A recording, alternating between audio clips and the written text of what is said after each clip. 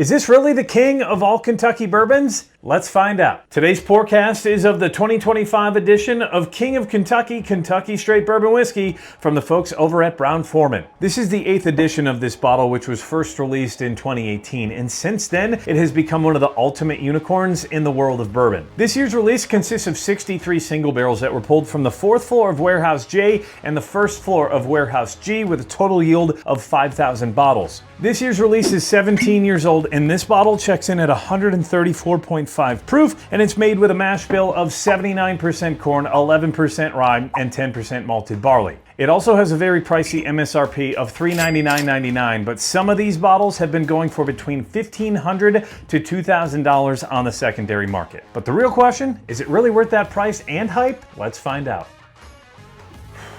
That has got to be the best bourbon I've ever smelled. There's a ton going on with that nose. I get dark brown sugars, molasses, a sweet vanilla buttercream frosting, along with dark cherries, some dark but also sweet oak, and even some rum raisin as well. That nose is immaculate, and if it tastes anywhere close to how it smells, this will be the best bourbon I've ever had.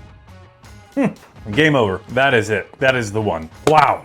On the palate, I get more of those brown sugars, sweet vanilla cream, as well as raisins, along with some cherry cola, as well as some dark oak, but it's not tannic oak. That tannic oak comes more so on the finish with more of those baking spices like cinnamon and rye spice, along with more of that vanilla and molasses, and I also get some leather coming through there as well. And adding it all up at the end of the day, this scores a 9.6 out of 10 on my lightning counter rating scale, which not only puts it at the top of the excellent category, but is the highest score I have ever given out on a whiskey. I can confidently say that this is the best bourbon that I have ever tried. And if you are lucky enough to find a bottle of these and you can afford it, I don't think you'll be disappointed. So now I want to know what your favorite bourbon of all time is. Drop that into the comments below, and don't forget to hit that subscribe button so you don't miss out on my list for the top 10 whiskeys of 2025.